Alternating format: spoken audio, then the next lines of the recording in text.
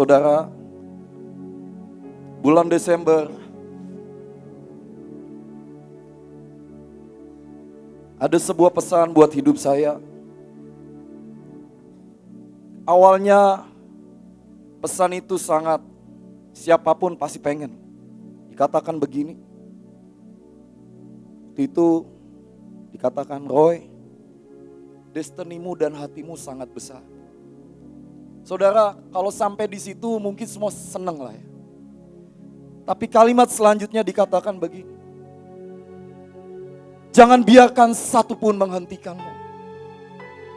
Saudara, hari itu saya nggak ngerti maksudnya apa. Tapi kata-kata itu terus terngiang di benak saya, di pikiran saya. Nah, hari ini saya menyadari betapa iblis berusaha menghentikan saya. Tiba-tiba masuk 2021 ada banyak hal disodorkan dalam hidup saya. Ada banyak peristiwa, ada banyak keadaan, ada banyak kondisi. Dan sekali lagi kalau tadi apa yang dikatakan Ibu Ruth, dosa setengah mungkin. Saya gak jauh beda dengan Kain. Saya mungkin orang yang tetap melakukan semuanya. Tetapi hati saya ignore dengan ketidakpercayaan dan ketakutan. Sejujurnya tadi saya berkata, Tuhan saya gak mau maju lah. Entah kenapa saya sampai doanya begini tadi di ujung sana. Kalau bisa Tuhan lalukan cawan ini. Saya gak usah maju Tuhan. Saya bukan orang yang cukup pantas ngomong ini. Tapi tiba-tiba Tuhan mulai ajari saya beberapa hari ini. Ada sebuah ayat dikatakan di Kisah Rasul 13 ayat 36. Sebab Daud melakukan kehendak Allah pada zamannya. Lalu ia mangkat dan dibaringkan dan selanjutnya. Itu saya pelajari. Dikatakan begini saudara. Sebab Daud bukan cuma sekedar melakukan kehendaknya. Tetapi melayani God's purpose. Maksudnya apa Tuhan? Saudara, ada banyak orang kelihatannya melayani Tuhan. Kita tahu hari-hari ini kita dipanggil berdiri buat bangsa-bangsa, buat provinsi. Tapi sesungguhnya jauh di dalam hati kita ya ignore tadi. Kita gak sedang melayani tujuan Tuhan. Kita gak sedang melayani seleranya. Kita gak sedang melayani kerinduan hatinya. Tetapi yang sedang kita layani adalah tujuan kita, ambisi kita, prestasi kita, dan sebagainya dan sebagainya. Saya adalah orang yang besar dengan itu saudara. Saya lahir dengan kondisi yang sangat tertolak.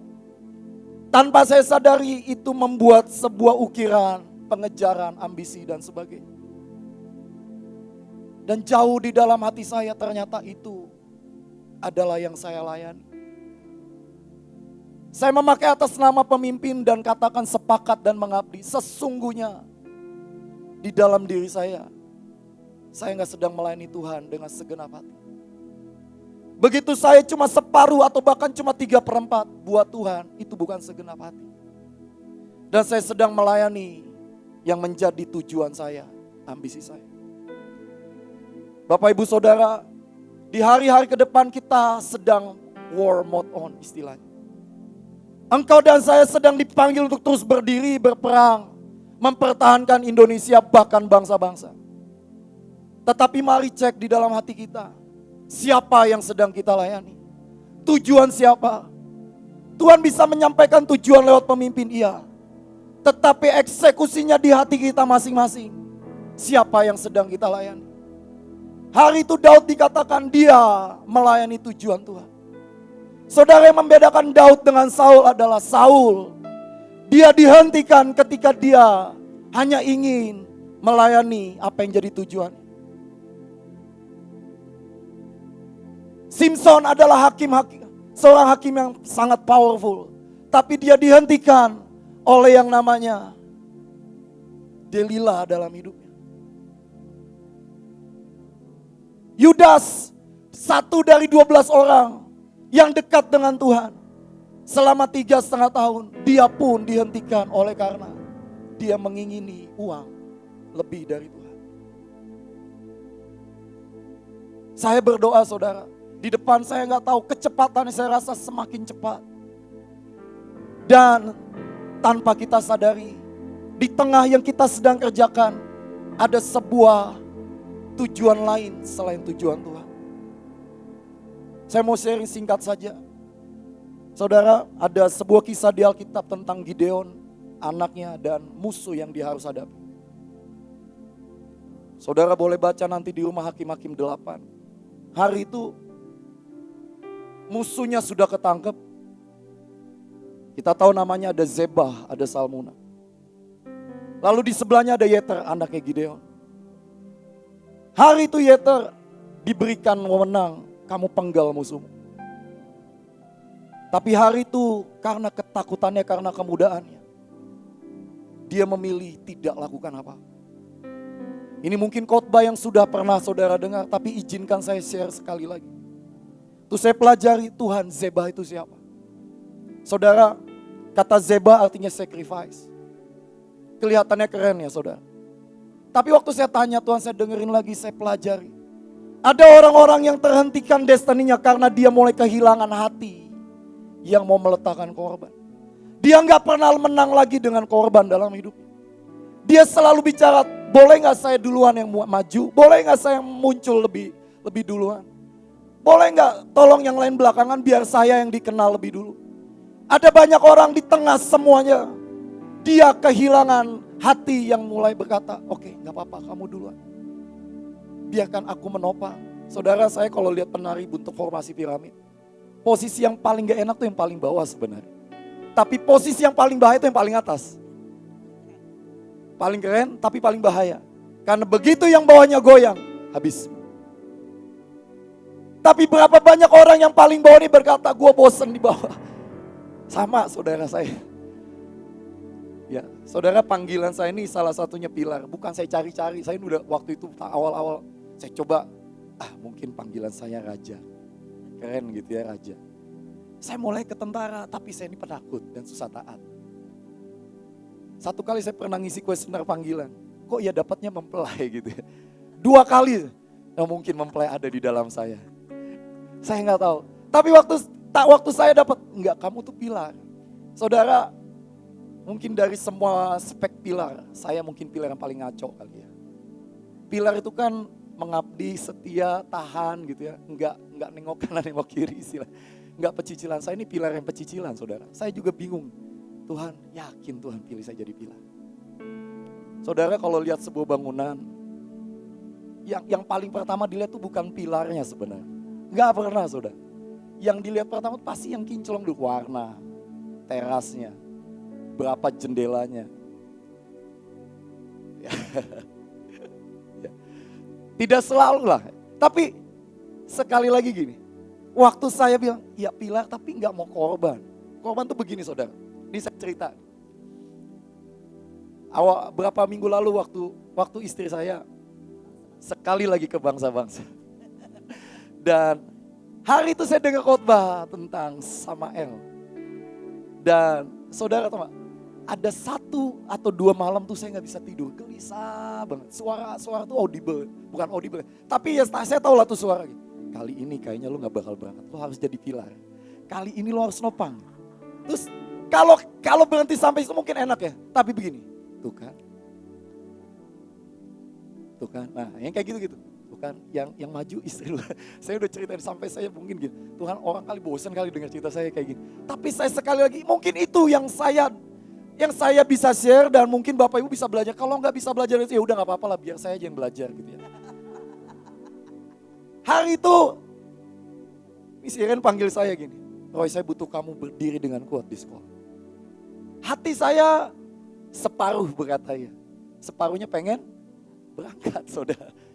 Tapi tahu-tahu gini, enggak.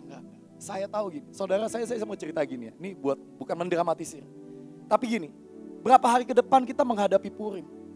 Pilihannya cuma gini, antara Haman kita tebas atau kita ditebas Haman. Antara saudara dan saya menghentikan semua yang menghentikan destiny atau kita biarkan penghenti destiny menghentikan kita. Hari itu saya nggak tahu kenapa saya teriak, Tuhan tolong saya. Saudara, saya nggak bisa tidur dengan nyenyak. Dan hari itu saya cuma diingetin gini, Samael. Tahu saudara apa yang saya lakukan? Ini ajaib, itu Tuhan, saya tahu Tuhan. 2 hari sebelum dia berangkat, saya panggil dia. Ini udah mandi, udah mau berangkat ke sekolah. Ini panggilan khusus ya saudara, yang belum punya gak usah. Dia bilang, yang. Dia bingung. Saya peluk dia, saya peluk. Saya tahu saya sedang menyangkal perasaan saya. Saya nggak sedang membiarkan itu keluar lebih kuat. Dia bilang, kamu berangkat. I am with you, heart and soul. Saya bisa pastikan dengan anugerahnya, saya kawal. Saya bilang sama dia, kamu gak usah takut. Anak bukan anak-anak ya, anaknya cuma satu. Gue yang jaga. Jangan takut, berangkat. Gak usah mikir gue iri sama lo, enggak. Gue tahu itu musuh yang aku harus habisi. Kalimatnya gak berhenti sampai situ saudara. Saya lanjutkan kalimat dengan ini nih aneh-aneh.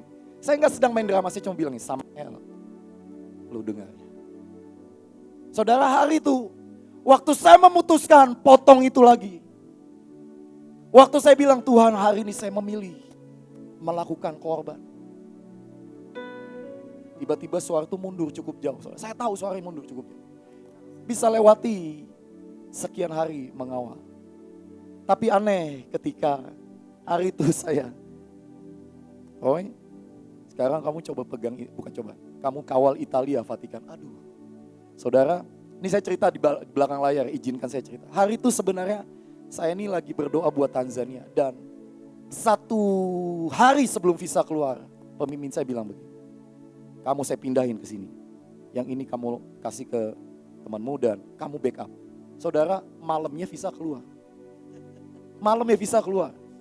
Dan gak tahu kenapa tiba-tiba kayak saya buka ruang lagi, make a room bukan buat Tuhan, make a room buat suara itu. Dan berkata, tuh kan. Dan saudara, gak tahu kenapa gini, aneh, hari-hari itu saya gak tahu kenapa tiba-tiba kalimat doa pemimpin saya Desember itu muncul lagi. Jangan biarkan itu menghentikan. Saudara, zebah itu adalah sebuah kondisi di mana engkau dan saya memilih sudah gak mau lagi jadi orang yang menopang. Sudah gak cukup rela melakukan dengan segenap hati. Mungkin kemarin itu ceritanya gini, saya ketemu dengan seorang pemimpin, saya tahu itu menggores hati saya. Bilang gini, kenapa ya pendekar-pendekar kayak kamu gak berangkat ke bangsa-bangsa. Saudara, itu saya tahu kalimatnya bukan nyindir saya, enggak, saya tahu. Tapi sesungguhnya di hati saya tiba tergores lagi. Saya cuma jawab begini, ada orang yang harus menopang. Tapi saya tahu itu jawaban pembelaan sebenarnya. Jauh di dalam saya sebenarnya, ya. Okay. Dan saya harus urusan lagi sama Tuhan. Karena kalau enggak, saya didapati enggak siap menghadapi Purim. Hari ini mungkin temanya 2 khotbah ini bukan khotbah yang tentang prestasi, tentang kegagalan. Dan saudara izinkan saya cerita satu lagi yang mungkin saya enggak pernah cerita ke banyak orang. Saudara, tepat 3 tahun lalu, saya ini pernah ke bangsa-bangsa dan hari itu saya gagal, saudara. Dideportasi karena saya salah jawab di imigrasi, dipulangin, saudara. Saudara, hari itu malunya, saya udah gak bisa ngomong. Cuma hari itu saya lihat pemimpin saya nopang saya dan berkata, ayo. Tapi saya tahu di hati saya ada satu titik, sayalah yang harus menghadapi. Gak bisa ditemenin. Hari itu saya masuk grand room, gak ada yang banyak yang tahu. Saya tahu ibu udah tahu, pemimpin udah tahu. Tapi saya gak tahu kenapa masuk grand room. Tuhan, gue tahu gue gak punya muka, gue gak punya. Sejujurnya saya mau menghilang dari dunia kalau bisa gitu ya. Jenisnya saya loh, bukan jenisnya Ibu Ruth ya. Kalau Ibu Ruth mungkin berani gitu ya. Saya, saudara.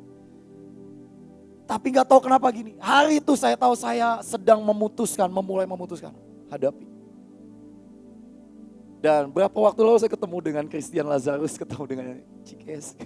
Dengan semua cerita di balik layar dan saya cuma bilang gini.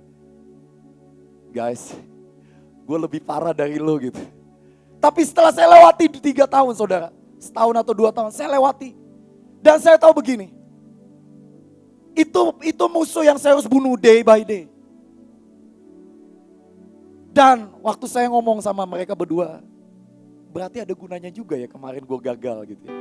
Supaya saya bisa nguatin mereka dan berkata, you are not alone.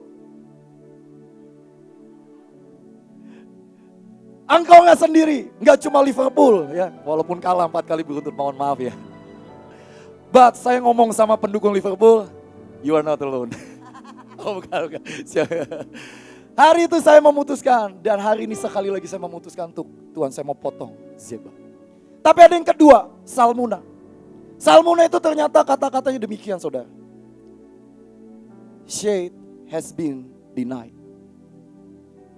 Naungan yang ditolak. Maksudnya apa tuh? Saya coba tanya Tuhan, saya nggak tahu artinya apa. Naungan yang ditolak itu seperti apa? Tiba-tiba Tuhan bilang kayak gini. Waktu Saul memilih mengedepankan yang dia mau, jubah Samuel terkoyak dari itu. Itu seperti dia menolak tudung. Saudara, yang menghentikan destiny kita salah satunya adalah ketika saya dan saudara memilih ignore naunganmu istilahnya. Saudara, itu gak enak sih. Saya ini plekmatis ya Bapak Ibu ya. Ada melankolisnya. Aduh, di sekolah ketemu koleris. Di rumah ternyata istri saya ada kolerisnya saudara. Mertua saya juga tinggal sama, ada kolerisnya juga gitu ya. Di kebaktian, aduh apa lagi gitu ya. Di grand room apalagi, saya tuh, saudara kalau saya duduk di grand room maju tuh sebenarnya saya pasang badan nih Tuhan. Semoga gak ditembak, semoga nih. Dan ya saya gak tahu sih ya, sampai kapan itu berhasil, tapi saya tahu itu saya harus hadapi saudara. Saya tahu saya punya tudung, saya punya pemimpin, itu sebenarnya jadi naungan dalam hidup saya. Tetapi seringkali saya ignore, saya deny, saya menyangkal. Dan sekali lagi, untuk menghadapi Purim saudara, jangan biarkan engkau keluar dari tudung. Berapa hari lalu saya dengar statement Pak Agung, buat saya lucu sih, tapi ya iya itu saya. Saudara dibilang gini, tudung tuh kayak payung. Seringkali banyak orang gak nolak payungnya, tapi kagak dipakai waktu hujan. Jadi gini, saudara bayangin hujan ya. Saudara bawa payung, ya saya punya payung. Saya punya payung, saya punya payung. Demi nama Yesus saya punya payung. Tapi engkau gak pernah buka payungnya, kehujanan gak? Itulah saya gak tahu saudara ya. Seringkali saya bilang saya sepakat sama pemimpin, tapi saya gak pernah kembangkan. Biarkan tudung itu mengembang di atas kepala saya. Dan seringkali saya keluar masuk saudara. Keluar masuk. Kalau dihajar ya masuk lagi gitu ya. Bertobat masuk lagi. Tapi giliran udah angin bertiup gitu. Satu kali ada statement kayak gini. Roy, kamu itu orang yang kadang-kadang lupa kalau lu tuh tiang bukan atap.